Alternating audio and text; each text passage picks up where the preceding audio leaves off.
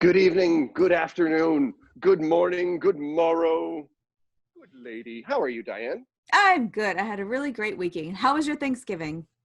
It was fantastic. We had a good time. It was weird because it was my first Thanksgiving without my mom and dad. They went up to Dallas to see my brother and his family. So my sister and I hosted the feast all by ourselves, like grown-ups. All I'm right. 40. I'm an adult. I can cook a turkey. Actually, I farmed out the cooking of the turkey to my friend Jeff, who smoked a great turkey for us. That was fantastic. Thanks, Jeff. Thanks, Jeff. Hey, man, did you see the story of the great big metal monolith that they found in Utah a couple of days ago? I did. And I mean, I want to be one of these people, like I want to see alien life on Earth, but I was just like, that's a Burning Man hippie art stuck there. It's got to For be. sure it is. But it follows like an alien logic. Like I would imagine aliens would look at us and just be like, "Yeah, no, fuck you guys. We'll be in the desert. We are far more interested in your rocks and soil than you monsters. We stay as far away from you as possible. Take me to your leader? No, no, thank you. No, Nope. thank you. None of your leaders. None of you. I don't want to talk to any of you. We're just going to be out here in the desert, sitting, sunning ourselves on a heated rock with a lizard. Way more fun. They found it, like the Utah Department of Public Safety was flying a helicopter counting bighorn sheep, which is a job that someone actually has. That's and amazing. I'm out here. It's amazing. Like, and I'm out here working like a sucker. I know what you're thinking. Like, he's counting sheep. How does this guy get to sleep? On a big pile of money. That's how. That's how he gets to sleep. God. The article that I read had my absolute favorite sentence that I think I've ever read. It had a headline like huge big metal monolith discovered in Utah desert, and then in quotes it just said, "It's probably art," officials say.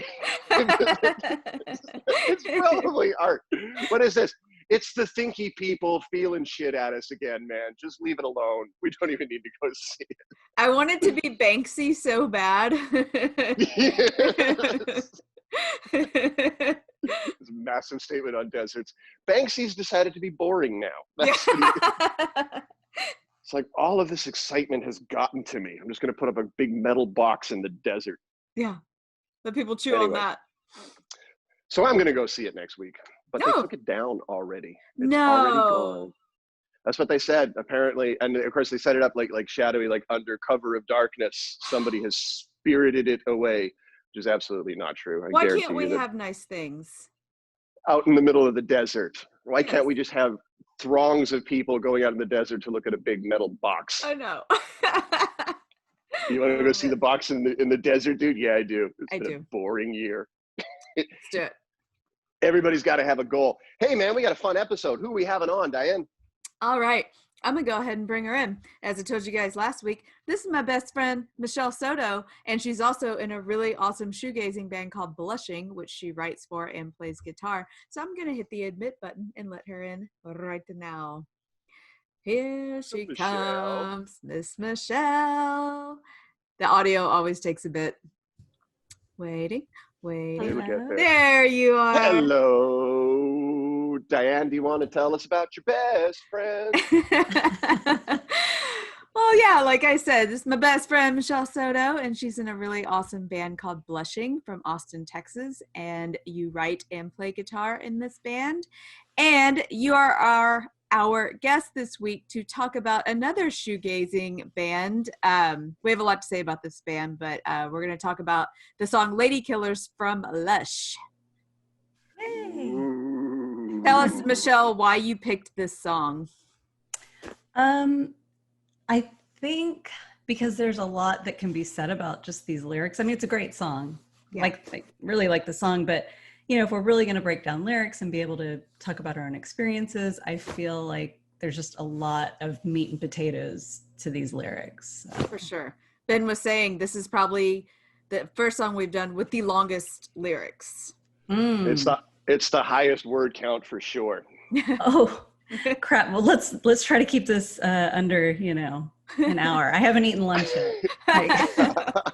No, I like it. And this is like, a lot of our songs, they have like, just a few, I don't know music well enough to be like a few frames or whatever. And then it's like the chorus over and over and then la la la's and whatever.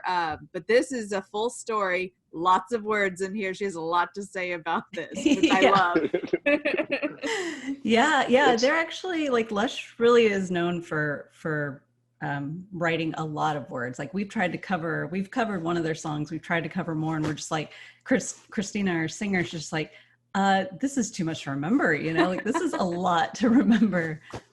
Yeah. Another band that's similar as far as like, I just remember being like, God, that's a lot of lyrics per song was the Shins. They write these wordy, long lyrical songs where I'm like, wow, how did they remember all that? Yeah. Literary all-stars. This song kind of scares me a little bit because I'm a guy. I know. I knew it would. Just like reading these lines, just like guilty. Yeah. Oh God, I'm guilty of that one too. Yeah. I know. I was like, Ben's gonna be real uncomfortable with this one. Let's do it. That's what makes it a great song. Like it's one thing to write like about like very specific or like I don't know what to call it, but like high level awful things that certain kinds of men do. But to write a song about the things that every man does or has done is genius songwriting. Like it's just absolutely like that's it. Yep, you put us in a box. You're right. Yeah. You're right. Yeah. We got your number. It? We're not dumb. We're definitely not dumb. No. So before we jump into these lyrics, what do you guys think? As we get to the different guys, do we talk about who they were in real life, or do we save that till the end and talk about them afterwards? We can talk about them as we go through it because it's chopped up pretty nicely. Like there's three guilty men, and they each get their own. They can each get their own verse, and when you know who they are, like it makes perfect sense too. Like it really comes across. Should we just jump right into the lyrics? Let's do it. Okay. I feel like I'm being like I'm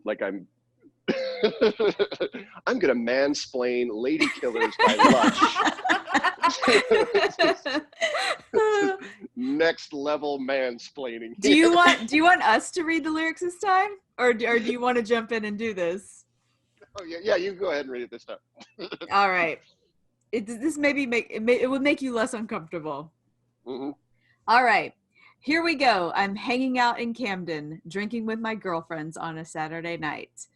This guy says, come and meet my girlfriend. She's sitting in the corner looking rather uptight. Has a guy ever done this to you at a bar? Like, come sit with us, meet my girlfriend. Yes. I think part of the reason that I have such a connection to this song is that the scenario in this particular stanza or whatever is I have lived it out to a T. Like everything that's happening, it's happened to me. And so if anyone thinks it's an over dramatized, oh God, really, it happens. It happened to me. Yeah. I was at a bar ordering a drink. Guy comes up to me, offers to buy it for me, and then asks if I want to go sit back at his table. I'm like, okay, I was digging him. I wanted to sit down.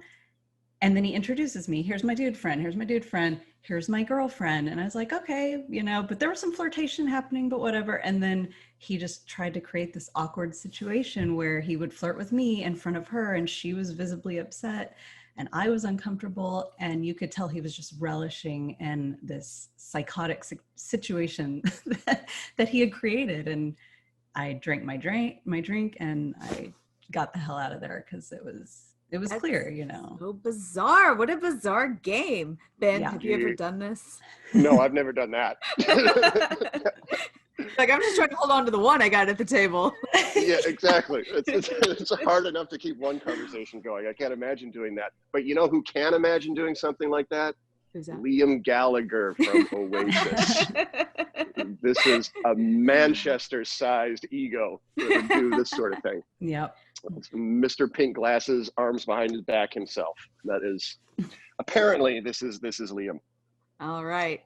So I guess that's the question. Like, would you sit and it's Liam Gallagher. Would it make it easier for you, Michelle, if this wasn't just some random guy in a bar, but it was Liam Gallagher? Oh yeah. I mean, Liam Gallagher looks a million times better than this guy did for sure. But I mean, that would definitely not hurt the situation. But it's just no matter what, like I could not help feeling preyed upon in some weird mental game, and I don't know what the end game was, but you know, it was so degrading to like, I was clearly there just to make everyone uncomfortable and boost this guy's ego. And it's like, I think in any situation, no matter who it was, I had enough self-respect to dip out of that situation. Did you have a chance to talk to his girlfriend and hash it out in any way, or just to feel like, hey?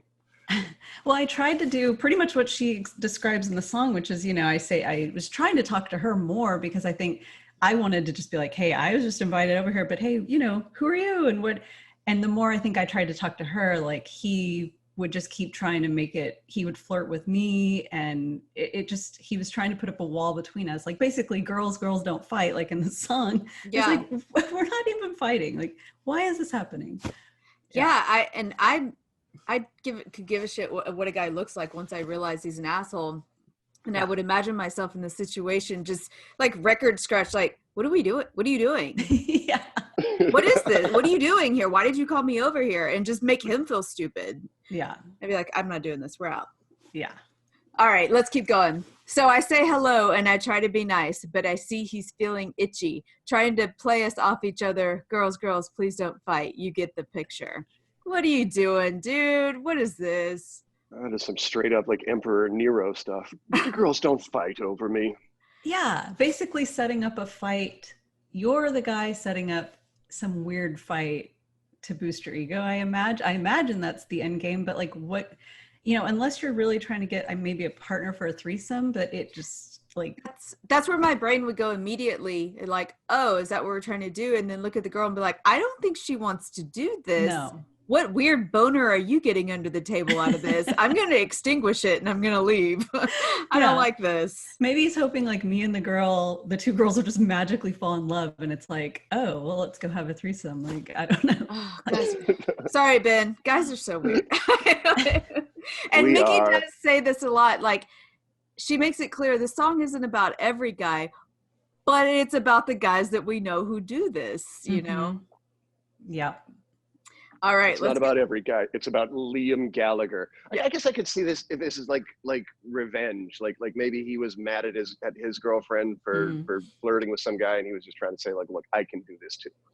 Okay. I like the man's perspective. Like, let's throw a bone and like what the guy possibly could have been thinking that wasn't completely ego driven.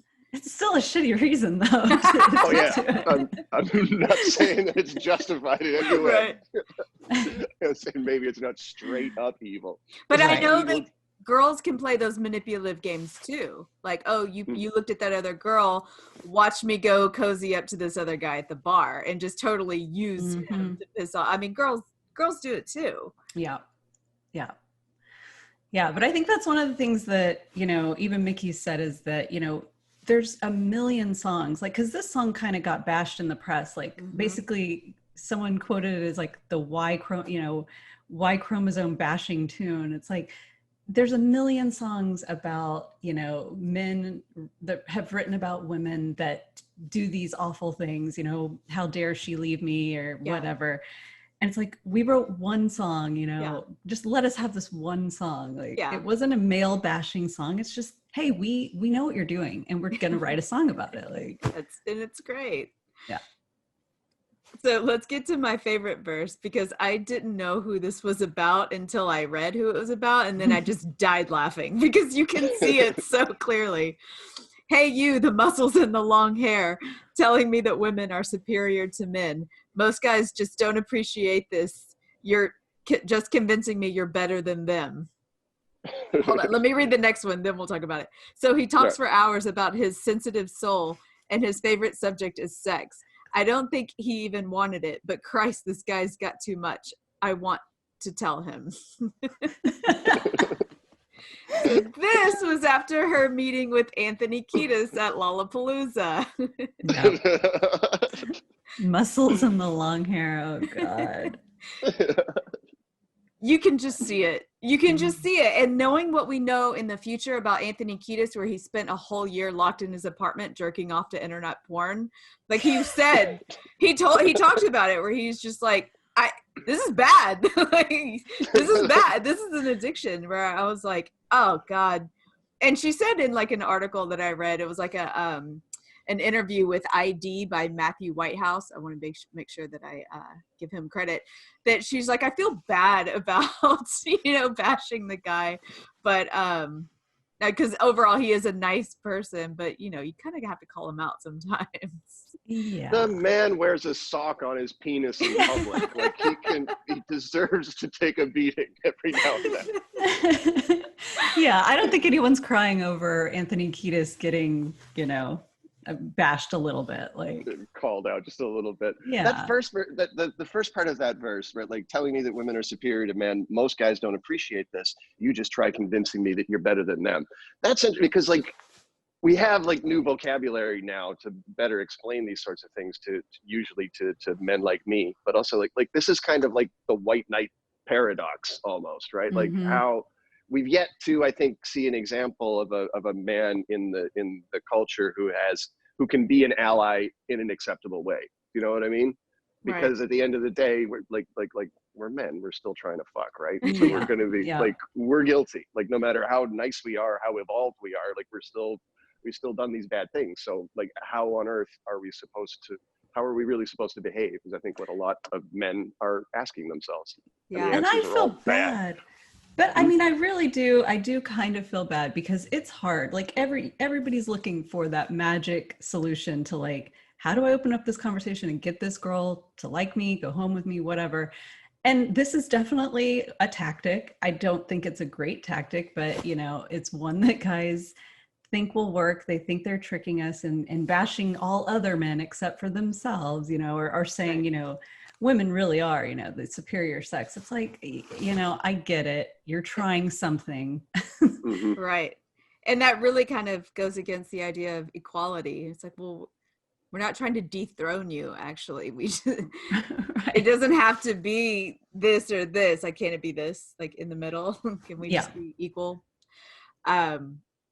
Yeah, we had an interesting conversation about this last night. Our friends Odo, previous guest, and our friend Tyler were in town, and we were up late talking about like the idea of a lot of men think you can't be friends with a woman, like just friends. Like there are some men that it's like, no, you want to have sex with them. You're not going to go to a movie with your girlfriend and have no desire to have sex with them. And like Tyler and other people were like, that's not true. Like I have guys who are like, no, I can't. There are women I can just be friends with and not be secretly wanting to have sex with them. And it is refreshing to hear a guy who's like, that's not true.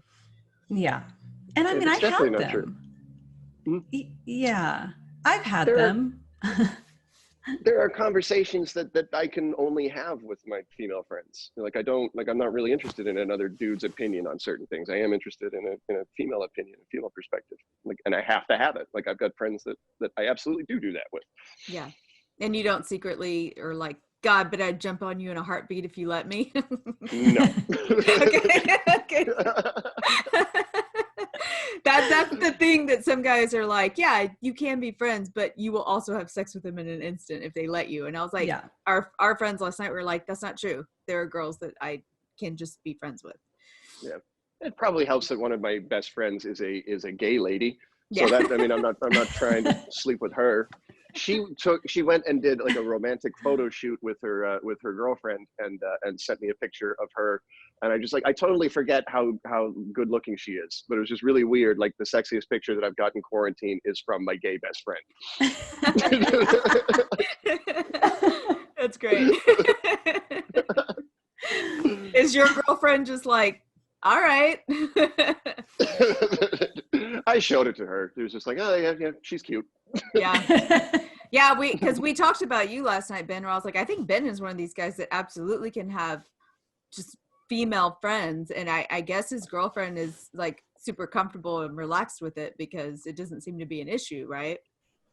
Yeah, I mean, it's but you have to be, it's got to be true. Like you have to be sincere about it. Like if I did have designs on some of my female friends, and my girlfriend would definitely sniff it out and be jealous about it. But I mean, eventually you just get to a level of trust where you're just like, okay. I mean, she's got male friends too.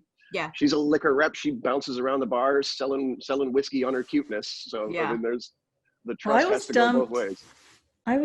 I was dumped by a boyfriend who eventually told me he was in love with his best friend, Yeah. who was a girl. So I have a bit, I have a little bit of issues. It definitely happens. Yeah. My ex-boyfriend, I kind of knew our entire relationship, he would dump me in a heartbeat if his best girlfriend would have him. Like, I knew it. Ooh. But what's funny is that I became really close friends with her, and she was like, no, I'm not into it. Damn. She was like, I mean, they've been friends since, like, childhood. And she's like, I just can't. I just don't see him. He can feel that way about me if he wants. I can't. I don't. Yeah. So I was I like, think eventually "Booyah." you get to a point where you've had so many like in-depth conversations with somebody that romance just isn't possible. You know? like Yeah. after you revealed like all of your weaknesses and everything like that, then there's no strength and there's no mystery. So where's the fun? Yeah. It's really true. And it happens in marriage too. Let's move along. No, I'm just kidding. There's a new kind of love and romance and respect that forms, especially after you have children with somebody. Yeah. Romance becomes like, you're going to watch the baby for a little while. That's like fucking crazy romantic. All right. I'm as human as the next girl. I like a bit of flattery, but I don't need your practice lines, your school of charm mentality. So save your breath for someone else and credit me with something more. When it comes to men like you, I know the score. I've heard it all before. I love that line. I love save your breath for someone else and credit me with something more. Like I feel like, well, okay, with shoegaze, with this whole genre, right? Like my thoughts on Lush are that, they're the first band that their lyrics were used, like in other shoegaze bands and music, the lyrics almost can take a back seat because it's more about the melody and the vocals, as the vocals are almost another instrument rather than the lyrics being a vehicle. And, Right. and, I mean, I don't know, Liz Fraser could have been singing hardcore feminist anthems. We will never know because we don't understand what the Cocteau Twins are saying. Exactly. But, like who knows? But, for the most part, lyrics just weren't a big deal with this type of music. It was just more about the sound and the effects and the wall of noise. And so Lush came around and she wrote really kind of soul-bearing music or lyrics at first. And she kind of got bashed for being too, I don't know, open with her feelings, and so I think like this just to me, it's a perfect example of saying what you want to say and not caring, even if it doesn't fit the genre, which they might have lost some fans for, but yeah, that line to me is just, credit me with something more. And it feels a little feminist, but I think it's not overtly, it's just like, just treat me equal. Don't treat me like a prey. And so I love it. Yeah. And also like there are girls out here that enjoyed this. They enjoy the lines and they don't have a lot else to offer. And they will be like, yeah, just call me pretty. You have an audience, go to them. Like, it's not for me though. Save that breath for someone else. Yeah. Yeah. I had never thought of it in that direction before. Oh no. Just go try this on someone else. That's also like in my little notes next to that line, I wrote fuck boy, BOI. Like, it's just nice to have this vocabulary now. I kind of feel bad for like the girls I went to high school and college with who didn't have those words. They didn't have that terminology. It was just kind of like, it was a mystery. Like this was like an unarticulated argument around the time that this song came out. This might have been one of the first times that these things were sort of said publicly by women. Yeah, I think in the 90s we didn't have fuckboy, but we had player. I think he's just a player. Yes, player. Yeah. Didn't they have that guy that like he taught people how to trick women and get dates? What was it called? He was Pickup like artistry. the pickup artist. Yes. Mm-hmm. Yeah, that's what I think about here. So eye rolling too. Like as a woman who's not an idiot, to be like, this doesn't work. Yeah. It works on idiot women, Yeah. but okay. Yeah. Yeah. Then we get into incel territory. Yeah. That's a whole other category, but yeah. Those books and podcasts and websites are solely consumed by men who don't have female friends. I guarantee you. Like, there's absolutely no way. Like, if you had a woman in your life that you care about, you wouldn't believe a single thing that a pickup artist is telling you. You're just like, oh, that's absolute bullshit. Nobody wants that. No. It All will right. be clear as day.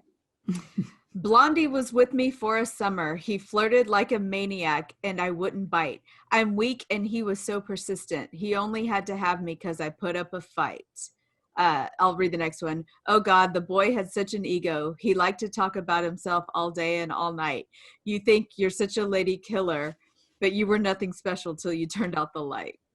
That is just a gutting line. It's just such a, I mean, just like that, of all these songs that we've done, like that is the hardest hit to a male ego I think that we've seen in any of the songs that we've done. Like, you think you're such a lady killer, but you're nothing special till you'll turn out the light, right? Like if you're a guy, then like your whole, like he thinks he's just such a charming guy, and she tells him just like none of that mattered. Like I wasn't interested in any of it. She still slept with him anyway, and apparently he was impressive when he turned out the light. But that's just like, it's just incredible to like, because the woman is she's completely dismissing like sex is not important to her at all. What was important was the conversation, the relationship, and that's what he was terrible at. Right. Who's Blondie? Ben, who's Blondie? It's Matt Sharp from Weezer.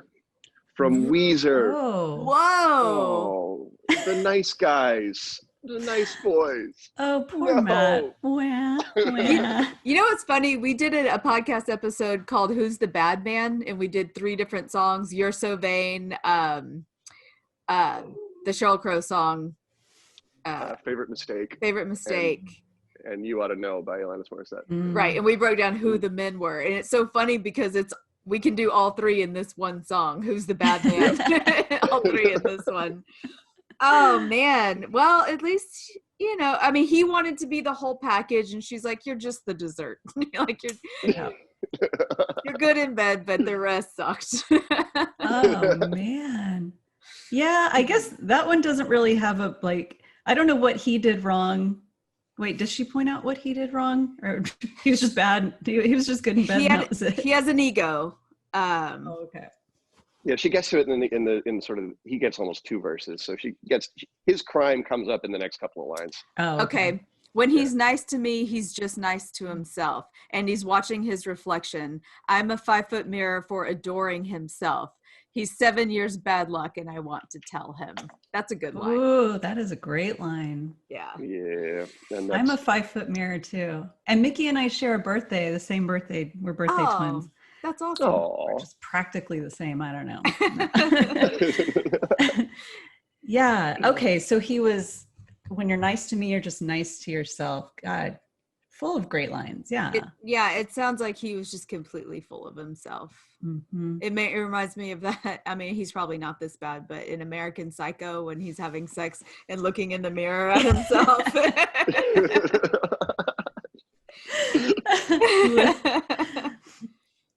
I don't think this guy's a psycho, but like he seems to be just very proud of himself with, like, you know, adoring her, but look how great I am at loving you. Yeah. That thing. His probably biggest takeaway, all these guys listening to this song, you know, like this guy was like, yeah, but at least she said I was good in bed, you know? Yeah. He's like, that's all I heard. Yep. All that matters. All right. When you say you love me, you're just flattering your vanity. But I don't need your practice lines, your school of charm mentality. So save your breath for someone else and credit me with something more. When it comes to men like you, I know the score. I've heard it all before. I'll just finish it off. Ooh, you're such a lady killer. Always on a winner, thinking that you're in there. Sorry, my eyeballs just got dry. Oh boy, you're such a lady killer. Super sexy mister, call it what you will. Oh, you think you're such a lady killer. I bet you're still there posing in the mirror. Hey girls, he's such a lady killer, but we know where he's coming from and we know the score. It's a great song. Yeah. Yes. Yeah, I think this was just, you know, I listened to your last episode, the Britpop thing, you know, it's like when I think of Britpop, and I love Britpop, but, you know, I think of those kind of ale-soaked hooligans, you know, like it was a very manly genre, you know, there wasn't a lot of female representation, and this was Lush's more Britpop album, and I think she was just kind of saying, you know, we know what you're like, we know what you're doing, whether or not it works, that's up to the girl, but it's like, we know what you're doing. And I don't know, I just think it was a great kind of counter counter to the Britpop bravado that was happening. Yeah, I was really interested. Like, so, our last week was about Blur, and we talked about how Blur was a shoegazing band, and then they had to compete with what was going on with Nirvana and grunge at the time. And so then it became like the Blur Oasis, war. And they both, Blur kind of changed their style of music, and Lush kind of had the same path, because this song is so drastically different. Like the Love Life album is so different than their previous albums. And they came up and met them at the same level with such a great song. And I hate to say like the female answer to, this race, but it's like, who cares if they were female? It's just great. Yeah. So that's the end of the lyrics here. We can start getting into personal stuff. And I do want to talk about, I remember you telling me every time you get interviewed by somebody, it's really annoying because all they want to ask you about is what it's like to be a woman in a band. Yes. Oh my God. And you're like, yes. Why? Why is this a question? I know. Now I used to think it was really annoying when bands would be interviewed and they would just give snarky made up answers, just to like fuck with the interviewer. But now you get a question so often, you're just like, oh God, what can I just entertain myself by answering this in some funny way? But yeah, you get the same question, like, what's it like to be a girl in a band? And yeah, of course there's differences, but we've been lucky to where it hasn't been too terrible or traumatizing. But I think, when I think about writing songs, I feel like sometimes I have a responsibility to address just being a woman writing lyrics. I feel like, do I need to write something a little more feminist leaning, or do I need to, and it's something I want to get better at, just writing concrete ideas and scenarios, because I tend to stay in the safe zone of writing more metaphorically. Don't really get down to brass tacks. I have a few songs that are really about a subject, but most of the time I keep it open to an interpretation. I think that's why, just going back to Lush and especially the song, is that she really had a knack for writing some concrete subjects that had a beginning, middle, end, or a narrative. But yeah, I want to get better at that, but it's hard, and you don't want to. I worry about saying the wrong thing, it sucks. It sucks I have to even think about it, but I do. Well, Blushing is still pretty young overall, and you're still pretty young at writing. It doesn't mean that you're not going to start cracking that code the more you write, Yeah, definitely. Do you ever see Blushing taking like a hard shift the way this band did, and like getting a little more punk rock and less melodic and shoegazy? And it sucks because sometimes you just get pigeonholed into a sound, and every band says this, like, don't define me. Yes, we have a lot of shoegaze songs, we have a lot of dream pop songs, but yeah, we're just wrapping up our second LP, and it's going to sound very different than our last one. I think we're going a little bit more in a indie pop sound direction and kind of leaving a bit of the shoegaze behind, and maybe that'll abandon people, maybe they'll come with us. But yeah, I think there'll be a big shift. And I have written a lot more lyrically concrete songs. I have one song I wrote about the selfishness I saw with the pandemic. Like, it literally started out about like hoarding toilet paper. I don't mention toilet paper in the song, but all in all, it was just about like just people being like, gimme, me, I'll take all the Lysol, Yeah. And so I was like, oh crap, I just wrote a song about a thing. Like, it wasn't just talking in metaphors. So right. No, yeah. That's cool.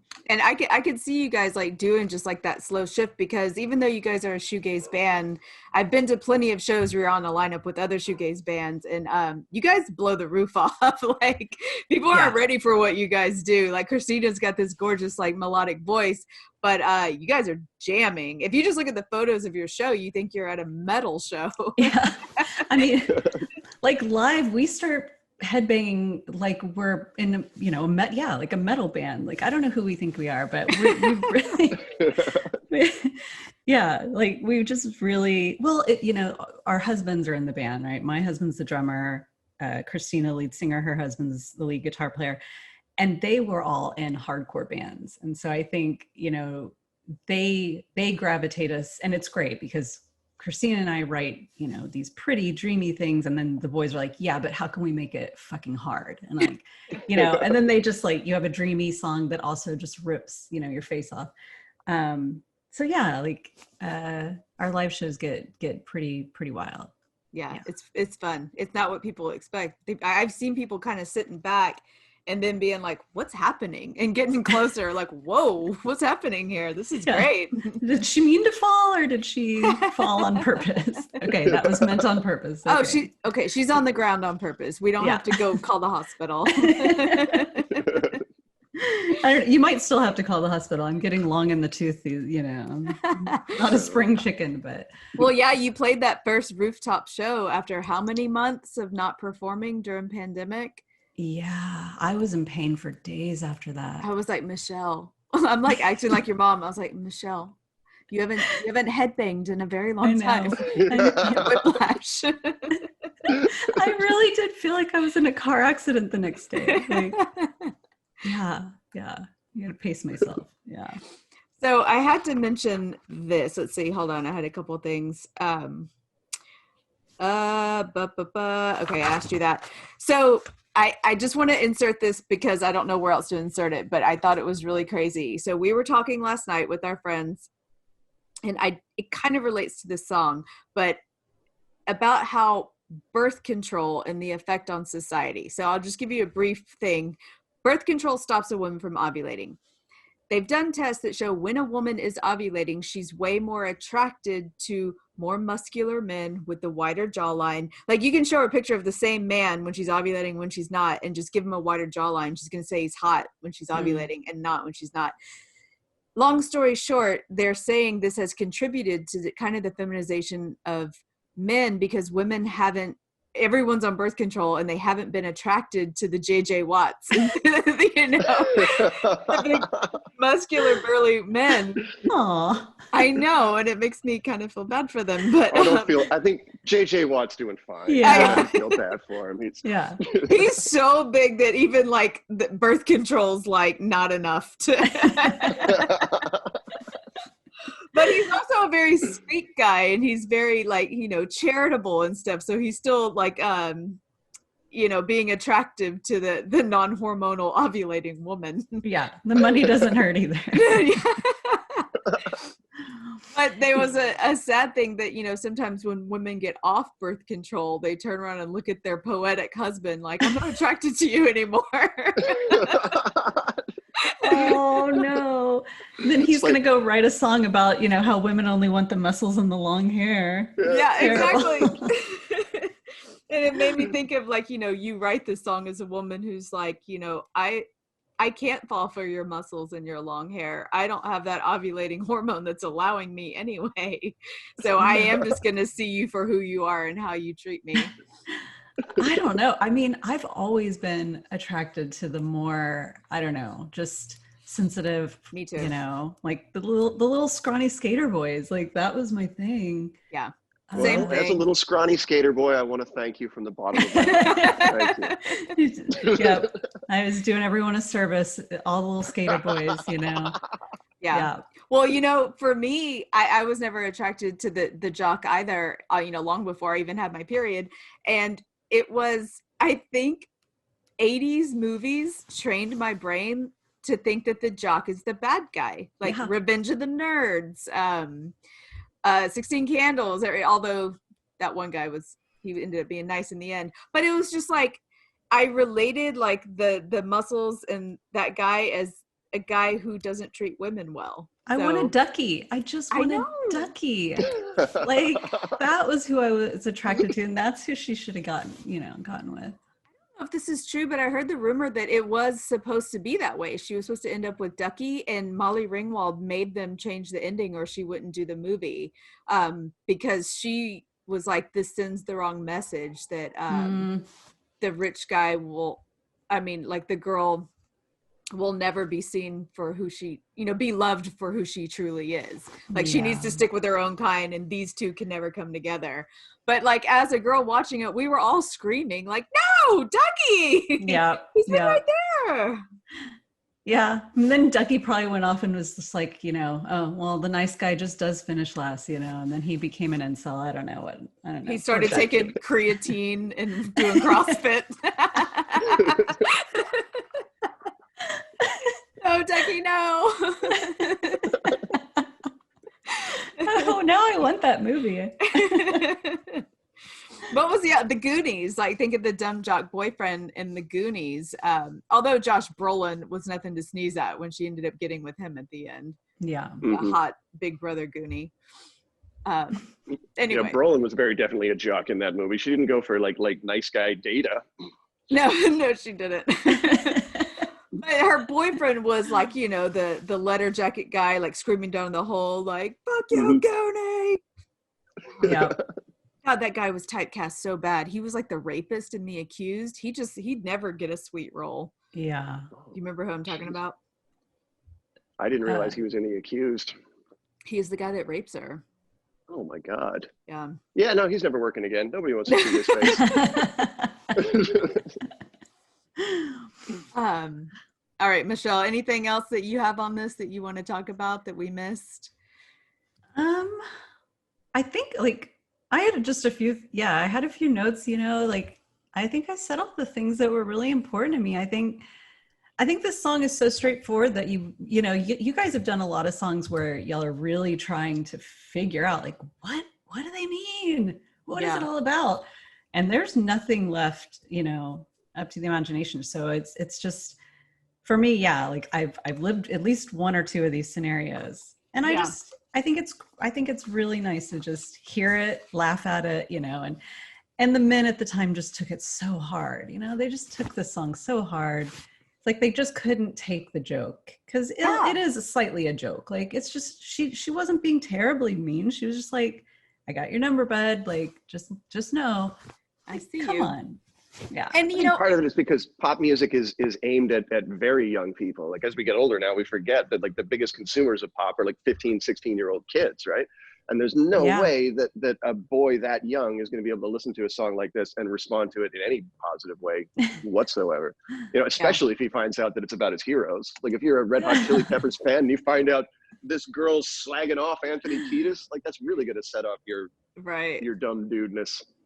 Yeah, that's great. But it's also a song that, like, not every guy is like that, where other guys who also see guys acting like this at the bar can enjoy the song and be like, yeah, no, we see it too. We're not like that guy. Yeah. I saw a tweet from her that said, Ladykillers is the Lush song that gets me the most antagonism. Men, and only men, complain I've been unfair. Okay, we're clumsy at playing the sexual dance, but don't slam us down for trying. I say, try doing that dance without treating us like a conquerable prey. We'd like that. Yeah. Yeah. I still want to be flirted with. Like, don't get it twisted. I like that, and this isn't true. I could definitely be the, asserter when I was dating, but it was nice being the one where guys come up to you, and buy you the drink. I get it. It's hard. It's not easy to do that. I'm glad I didn't have to do that. But yeah, when it becomes more of a battle of wits or trying to trick me, that's when it's bad. When I can see your manipulation working, we're like, can't we just be cool? Like, let's just come talk to me. Let's just kick it. Yeah. I think, like, for all the flirtations and come-ons that I see when I'm bartending, if I could give advice to men, it would be, don't skip any steps. Do you know what I mean? Like, if you're trying to push too hard, like the goal is like you want her to talk to you, and then you want to make her laugh, and then like there's all these little progressions along the way. And if you try to jump over any of those, you're going to screw it up. Like, it's going to be threatening. It's going to be awful. Like, take it slow, pay attention. Yeah. Yes. Very true. I think that's true. A lot in the first meeting, they try to cram in what should take 2 weeks of getting to know someone into like 1 2-hour conversation, and let's get out of here, Yeah. Yeah. And it becomes like you're putting your best face forward. Like, I'm going to tell you about my band or my car or my investment portfolio, like whatever you think is most impressive about yourself. Right. God, that's an ugly thing to listen to. Ooh, do you do that a lot? Do you just sit behind the bar and have to witness this every night? Yeah, I do a lot of this. I do a lot of like covering the eyes and kind of like staying away. And then also like wondering like, should I intervene? Like there's been a couple of times where, where like I have sort of stepped in and be like, okay, I think your time is up. Well, go back to your friends. I've only got like a 50-50 success rate with that one because I'm not, do you know what I mean? Like I only step in when I can see that it's really obvious that somebody should step in, but then I don't have the kind of like looming presence to carry off the threat. So it usually sometimes it gets ugly. Yeah. Oh yeah. Oh yeah. Do you ever have a girl look at you like, no, I'm gonna keep trying to fall for this? yeah. Well, actually, because I don't step in unless I'm sure it's absolutely necessary. So I either get the hey, thank you, or I get like you just made that so much worse for me. Oh no! Like I could have handled that myself, motherfucker. Like I've had that a couple of times, and it's a bad feeling. We're just like, okay, well, I gotta get better at my execution then, I suppose. I'm sorry. Have a nice night. Sorry, I'll mind my own business. Yeah, that's a tough situation though for you to have to be in. Like. It's a tough situation for everybody to be in. If I learn to handle it better, it can make it an easier situation. Oh my gosh. They did a tour with the Gin Blossoms and the Goo Goo Dolls, which like so much time has passed. I had totally forgotten that those are separate bands. Like in my head, like I couldn't tell you what's a Gin Blossom song and what's a Goo Goo Dolls song. And I don't think they could either. Yeah. No, the 90s. Oh, the 90s. Me and Corbin talk about how there's that 90s station on Sirius, and it's such a like roll of the dice. You're like, am I gonna get something good? Like, am I gonna get some Primus? Or am I gonna get NSYNC? Like you just and then you're like, oh no. Yes. My guilty pleasure songs come up on that 90s channel. Well, that's for sure. We're going to get into that. First, what I'm going to do right now is we are going to insert Jeremy Essig's 6 Degrees of Tommy Stinson. I'm really interested to see how quickly he can get Tommy Stinson to Lush. I'm going to guess, because I haven't listened to it yet, I'm going to guess he can do it in 2 steps. Do you have a guess?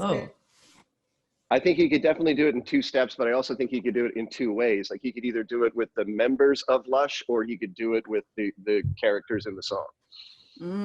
Because he can go through Liam, Anthony Kiedis, and Weezer as well to get to this one. That's true. Okay, right now let's hear 6 Degrees of Tommy Stinson with Jeremy Essig. Hey friends, welcome to another edition of 6 Degrees of Tommy Stinson, where this week we will try to connect the Replacements bassist to our featured artist Lush, a connection we can make through drummer Justin Welch, who joined the band for their 2016 reunion tour and EP Blind Spot. 10 years before joining Lush, Welch, also the drummer from Elastica, was part of a one-off supergroup Me with Blur bassist Alex James and original Duran Duran singer Stephen Duffy. Since we talked about Blur's connection to Tommy Stinson in last week's episode, and the path to Duran Duran will be traced on an upcoming episode, I thought we'd get really stupid and connect Stinson to Ladykiller. No, not the song Ben, Dianne, and Michelle are discussing, but rather the Coen brothers film by the same name.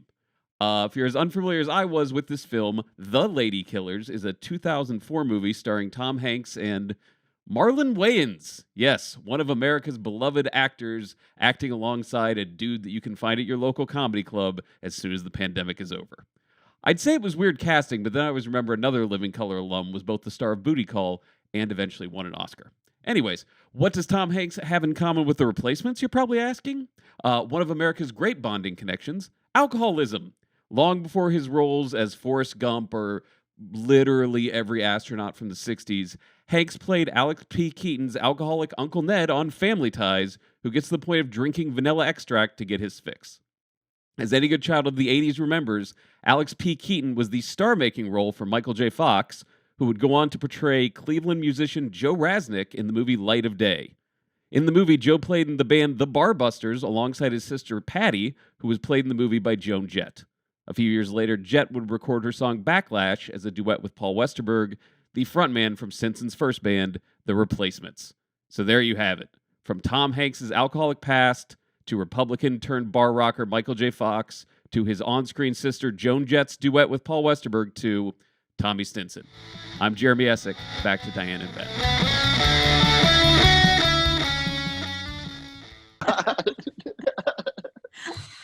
All right. That's a good laugh. And we're back.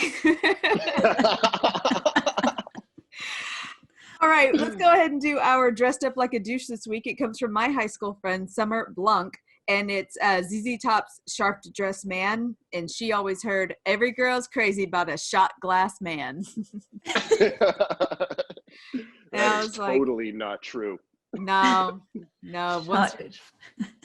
Once you're shooting those shots, things are going off the rails. Maybe. I don't know. Maybe. I did have a friend, Mark, like in our younger days of going to the bar. He was the guy, once everybody's had their first couple drinks and conversations going well, he would be like, shots?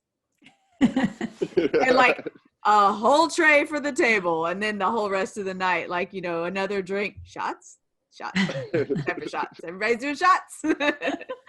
I remember we were in San Francisco together and Corbin just walks up with a tray full of shots, and it was just like I was going crazy for that shot glass man at that point, actually. I was really stoked about the shots. So. We were all excited. I have a photo of him holding an entire tray of tequila shots, and he's smiling really big, and we all took them.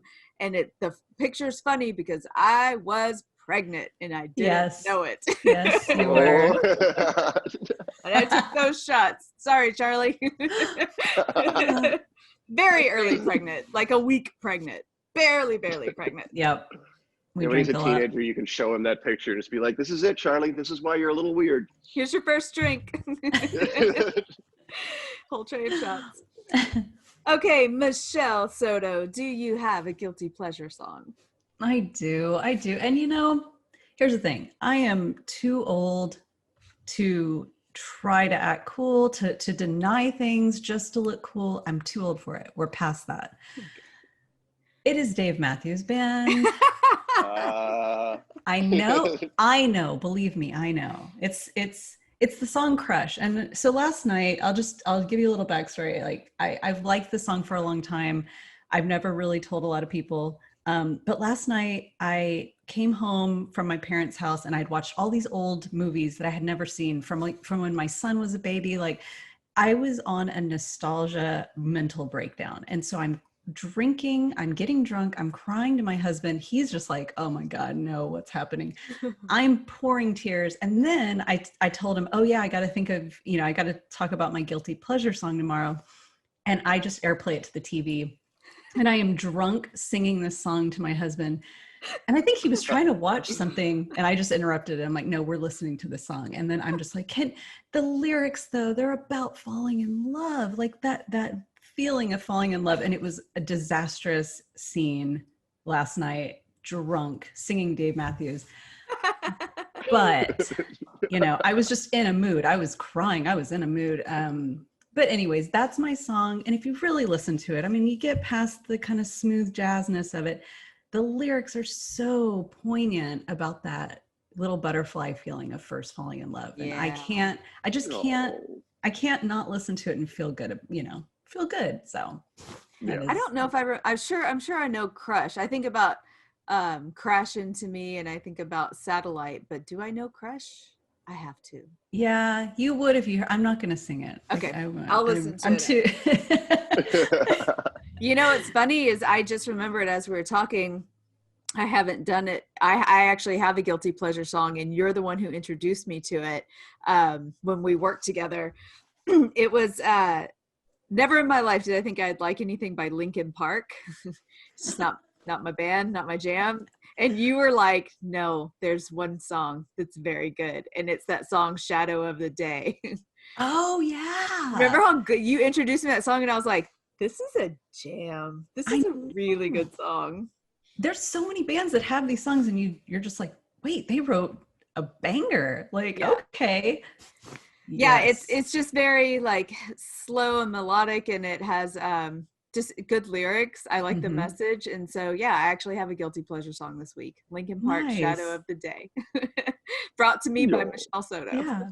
We're going to have to just listen to Dave Matthews Band and then Linkin Park. Because now I want to hear both these songs again. Ben, have you thought of any? I was like, me and Ben don't do it anymore because like this is the 45th episode, and at one point we're like, we can't have 100 guilty pleasure songs between the two of us. We've run out. But I was like, if you ever think of one, we can throw it in.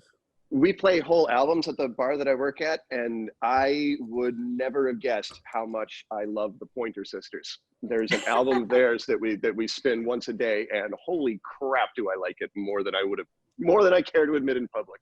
Oh, so, I think that's okay. Just the Pointer whole band? Sisters in general. In general. Just in general. Aww. Well, I really like it. All right. Any last closing words on Mickey and Lush? And do they have a reunion? Are they still making music? She's in a different band now, right? Yeah, she's in a band called Piroshka with her husband and no. So Lush had a mini reunion, I think 2 or 3 years ago. They did a tour and they released an EP. It was a reunion, and I think it reminded them. They've talked about it. Mickey's talked about how it was just evident that there was a reason they broke up and it didn't work out. So they re-broke up, and I don't think there's any chance that they're going to get back together. And, I think as much as fans might want certain band, like the Smiths, like they would all want it, but not at the expense of these people's sanity. Like they tried it, Lush tried it, I think it was painful. And so sometimes it's just better to like let these people have their mental stability and not force them to, reunite. So also, I agree. Not at the expense of the memory too, like especially with regards to the Smiths. Like I would have liked to see them get back together in like the early 90s, but not now. Oh God, no, not now. No. It's just a bad idea. All right, Michelle. Well, thank you so much for coming on and doing this. This is a great episode. I know. Really appreciate it. Thank you, Michelle. Yes, thank you. All right. Well, I'll see you soon. I'll see you in a couple weekends. Yeah. All right. Bye. All right. Bye. Thank you. I'm gonna kick you out. Okay. Bye. Oh, that was good. That was fun. Shit. I kicked her out, and I meant to ask where listeners can hear more of her. God damn it. I hate when I do a bad job with that. Look up Blushing. I'm sure it's available on all platforms. That was an actual rock star. Yeah. They're great. Their first EP, their first song, Tether, when she sent it to me, I was like, you guys are going to be famous. It's so good. It's such a good song. Yeah, I think their website might be Blushing Band, but look up Blushing, and that's Michelle Soto. God, I hate when I do that. I'm going to have to text her immediately and be like, I'm so sorry. I didn't let you promote yourself. Also, just do a whole bunch of like random internet searching just for the word blushing and send me the weirdest stuff that you come across. Ooh, fun game. Yeah. All right. Gotta have some groveling to do. Next week, we welcome a very special guest. This one, do you want to talk about her? Because this is your best friend. This is one of your best friends. We're bringing in my lady friend. We're bringing in Casey Waldner, who she plays in a band called Jane Woe right now. She was in a band called Giant Kitty for a while. She is a tarot card reader under the name Lady Michael. She's a healer and a mystic and a witchy woman. So it'll be a fun episode. Yes. And go ahead. We're going to do Jack White in one of his many forms. It'll be either the White Stripes, the Raconteurs, or some of the solo work. We don't know yet. Yeah. But we'll have the 3 songs for the Patreon members to vote on coming up in the next couple of days. Yeah, and we'll let you know on social media. Follow us on all of our social media, and we'll let you know which 3 songs they're voting on.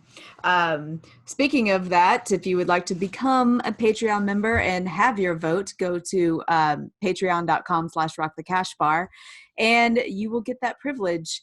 Special thank you to Chuck Savage and Eddie Hawkins for our amazing intro music, and to Jeremy Essig for his 6 Degrees of Tommy Stinson, and to Sarah Westling for the Guilty Pleasures vocals. Thank you guys so much for listening to the podcast. I hope you had a really great Thanksgiving. Please share this. Tell your friends. Share the episode. That's how we're going to grow. We have that Spotify playlist still. If you go to our website, to rockthecashbarpodcast.com, click the link to the Spotify playlist where we put all the songs that we cover, plus the Guilty Pleasure songs. So it's a really interesting mix of music. Yes. Yeah. And if you have a gigantic steel monolith, put it out in your yard. 'Tis the season. We should all do it. Thank you, thank you everyone for tuning in. We'll see you next Thursday. Vogue.